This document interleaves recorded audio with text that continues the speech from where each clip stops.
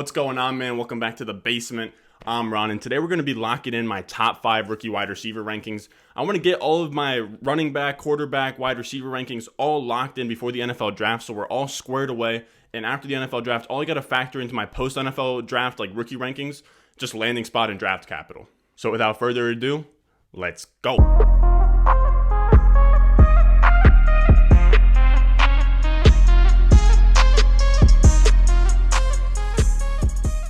Before I get to wide receiver 1, make sure if at any point in time during this video you're fucking with the content, make sure you go down below, leave a like and subscribe, man. It really helps out the channel. It really helps our growth. At wide receiver 1, we have Ja'Marr Chase, and I haven't really gotten to talk about this guy a lot because he's such an elite prospect that he feels like Trevor Lawrence in a way where you don't really have to talk about him because just everyone knows that he's fucking wide receiver 1. I mean, some people out there have Devonta Smith, some people have Jalen Waddle, but the majority is Ja'Marr Chase. Even the NFL is on Ja'Marr Chase. He's supposed to be the highest wide receiver drafted right now, and I have him as the best prospect since Julio Jones, and I finally get to talk about him. The guy, in my opinion, he outproduced Justin Jefferson as a sophomore when Justin Jefferson was a junior that year. He had more yards than him, more touchdowns than him on 84 receptions, 1,780 yards, and 20 touchdowns. The fact that Justin Jefferson then goes to the NFL and proves that he is a stud, puts up one of the craziest rookie seasons since Randy Moss, that means something. This is new information that I'm going to take in. I know some people are out there, you can't do that, you know what I mean? Because like now, what, is Devonta Smith the worst prospect because he had trouble beating out Henry Ruggs?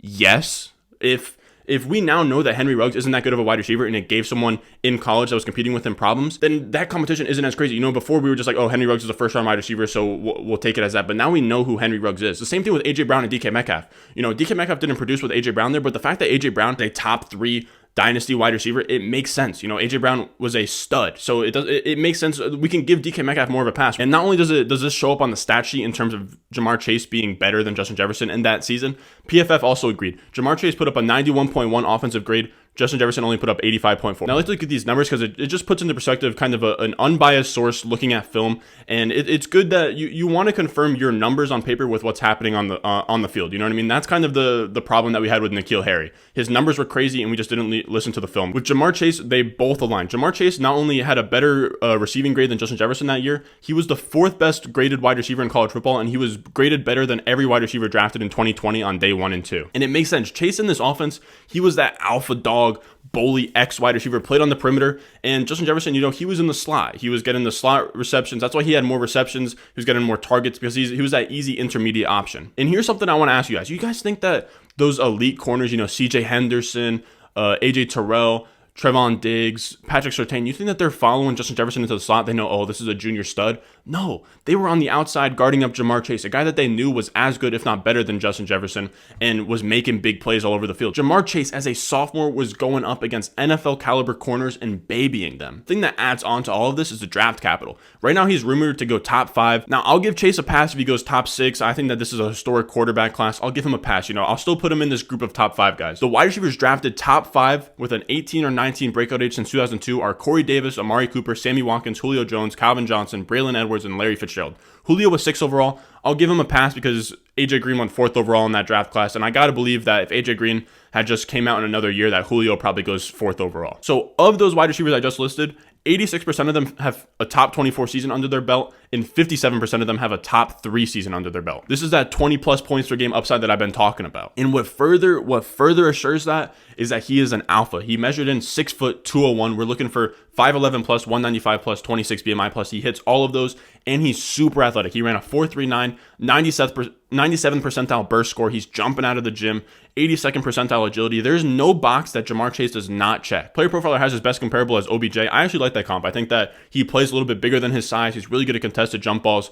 Crazy, like just crazy otherworldly athlete. And don't be shocked if Ja'Marr Chase goes out there, has an OBJ, Justin Jefferson type rookie season where he puts up 1,200 plus receiving yards. So at wide receiver 2, we have Terrace Marshall. He's the first wide receiver in tier 2. Ja'Marr Chase, tier 1 wide receiver, tier by himself. Now we're on to tier 2, and this is going to be Terrace Marshall. I talked about him yesterday. I called him this year's DK Metcalf. You know, a little bit of cap, a little bit of clickbait on that video, but you know the vibes. But the thing I'll say about Terrace Marshall, he checks every box I look for. He broke out as a 19-year-old sophomore in an offense with Ja'Marr Chase and Justin Jefferson. He proved he could be a dominant wide receiver the next year. He comes out his junior season, makes Kayshon Boutte play second fiddle. You know, Terrace Marshall completely dominated the offense. He has the alpha size at 6'2", 205, a size that not a lot of wide receivers in this class have. He's going to be the only alpha wide receiver with a chance of getting drafted in the first first round, besides Ja'Marr Chase. He's an early declare. He's athletic, has first round draft capital, like I said. And I think he's super versatile, man. He can line up outside. He can line up in the slot. He's a touchdown machine. He kind of reminds me of Chris Godwin, one of those jumbo slot type players like a Juju Smith-Schuster too, where he can just do everything inside and out. The biggest downside on his profile, though, he has that lack of year 2 production when it comes to experience adjusted weighted dominator rating and yards per team pass attempt, and I'll get into those stats in a second. The way I'll explain that is with Rashad Bateman. Rashad Bateman, wide receiver 3, super clean prospect. He reminds me a lot of Jerry Jeudy, CeeDee Lamb. He reminds me a lot of CeeDee Lamb when we look at the analytics. But I really have to look at for these wide receivers.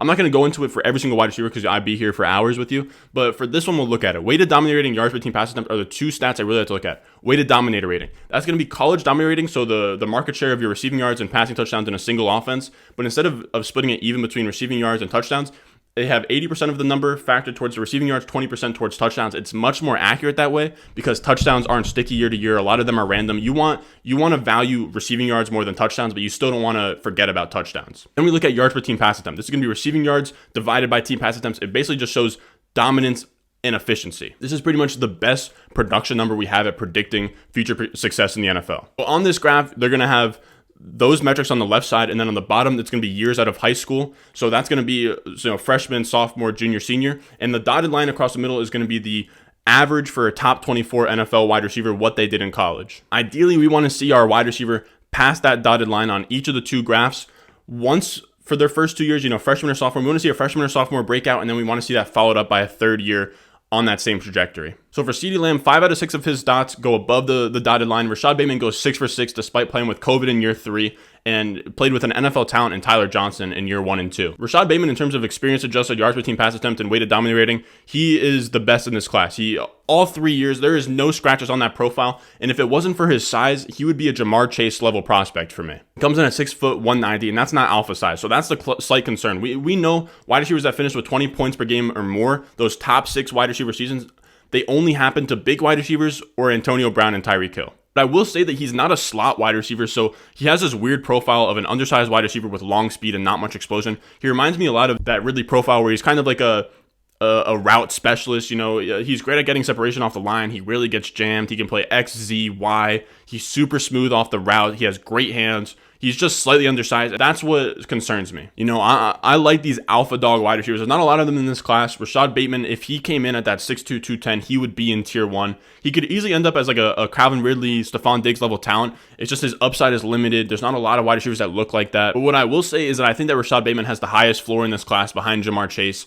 And he's somebody that him and Terrace Marshall in tier 2 are neck and neck. It's pretty much going to come down to landing spot and draft capital between the 2 of them. But for now, I have Terrace Marshall just ahead because I like the alpha upside a little bit more. Then we have tier 3, and our wide receiver 4 is going to be Rondale Moore. And I've already made a video on him. I made a video on why he's Saquon Barkley 2.0. And it's because he's an athletic freak, man. He reminds me of Mighty Mouse. Player Profiler has him as Ant-Man. He ran a 4.37 40. He has 96th percentile explosion, 94th percentile agility. He is a wild, wild athlete. No other wide receiver in this class posted a 30% plus dominant rating in their freshman season besides Rondale Moore. Again, 30% dominant rating means that he accounted for 30% of his offense's passing yards and passing touchdowns, which is insane to do as a freshman in the Big Ten. Since 2015, the only 18-year-olds to post a 30% plus dominator rating are Juju Smith-Schuster, Corey Davis, Tyler Boyd, Tajay Sharp, Amari Cooper, and Stephon Diggs.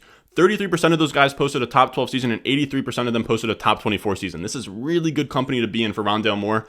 And like I said, his biggest downside is his height, and his biggest downside is going to be his injury history. In terms of height, we want those alphas. We want those big dogs because that is what gives us those high-end producers in fantasy. And at 5'7", he comes up just short from that 5'11" threshold. And the injury thing, I talk about his freshman season. His freshman season is super solid, but after that, he didn't do much. He had 2 injuries in his final 2 seasons of Purdue that kept him out, but they were nothing crucial. It wasn't like an ACL tear or anything crazy. It was more, I went crazy my freshman year. I think I showed enough in that year. I'm not going to keep on playing on an injured leg to try and prove myself or hurt myself. There just wasn't a need for it. He showed enough in his freshman season to the point where he didn't have to do anything else those next 2 years. So I don't really hold it against him too much. To me, his freshman season is really all I needed to see. And in my opinion, if there's anyone in this class that can be T.Y. Hilton, Brandon Cooks, and break the mold of being a small receiver but being a high-end fantasy producer, it's probably Rondale Moore. The last wide receiver we're going to talk about today at wide receiver 5 is going to be Jalen Waddle. And I can already hear you guys. I know that you guys are not happy to hear Jalen Waddle because I think that there are Jalen Waddle fans out there.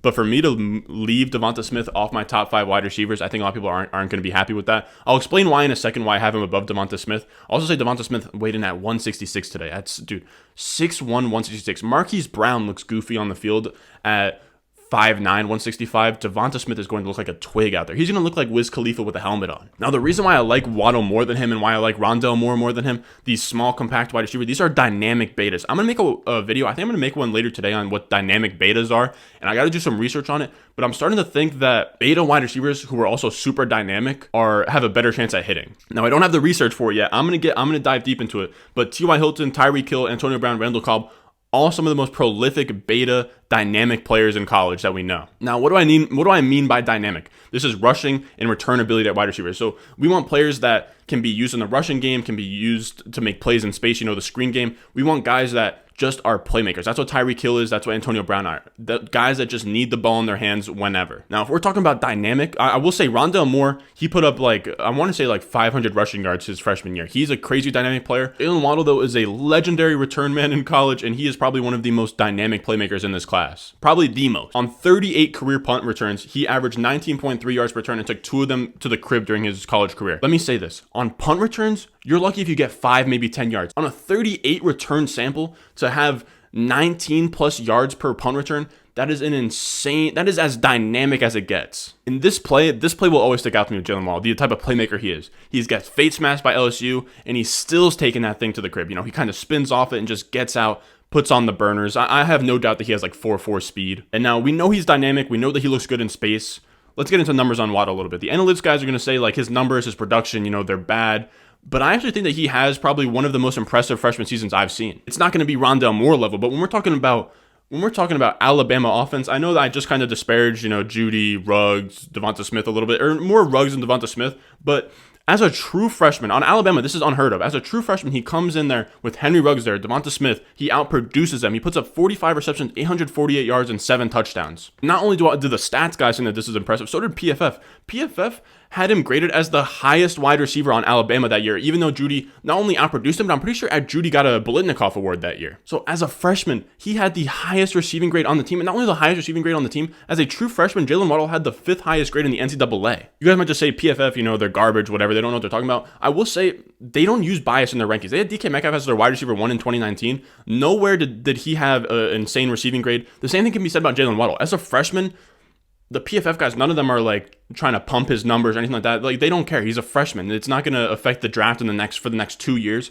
So what the numbers you're putting out there are purely unbiased. His sophomore season is a little bit concerning. He got outproduced by Devonta Smith in his sophomore season. Sophomore year wasn't that great, and that's one of the downsides of his profile, his size in his sophomore season. But let's fast forward to 2020. He gets hurt after 4 games, but he balled the fuck out in those 4 games. And I preferred Jalen Waddle to Devonta Smith because he's more dynamic. He showed more at a young age, and he produced as well as a senior Heisman on the team. He's also an early declare. Early declares, we know, produce more fantasy points than late declares or senior wide receivers. Now, I will say, I said I have tier 1, tier 2, tier 3. Tier 3 has Rondale Moore, Jalen Waddle, and then the 2 players that I didn't get to mention are going to be Devonta Smith and Elijah Moore, all in the same tier. If you jumbled those players any way you want, I really wouldn't bat an eye at it. So after the draft, Devonta Smith could be at the top of tier 3 and be wide receiver 4 because of draft capital and landing spots. So I'm not saying that Devonta Smith isn't a good wide receiver. I'm not saying he's not a top 5 wide receiver. He's in that tier 3 for me, but for now I have Rondale Moore and Jalen Waddle over him. If you made it this far, man, I appreciate it. Make sure you go down below, subscribe, leave a like. We're at 688 subscribers right now. We're growing pretty fast, man. I'm really happy with the way that this channel's going, man. I love the community we're building, man. Make sure you go down below, join the Discord, man. That's where we're going to have our subscriber leagues. That's where we talk about fantasy every single day. We have mock drafts going on there. We have a lot of really cool stuff going on in the Discord. It's at the top of the description, man. You just click on the link and you're in there. Now, before I leave, man, make sure you follow me at RonStore_ on Twitter. I'll see you guys in the next one. Turned to a savage, pocket got fatter. She call me daddy. Smoking that gas, going on that Zany. She on the powder. Nowadays I am on my head, I got sadder. Money got longer, speaker got louder, car got faster. Money so old dollars.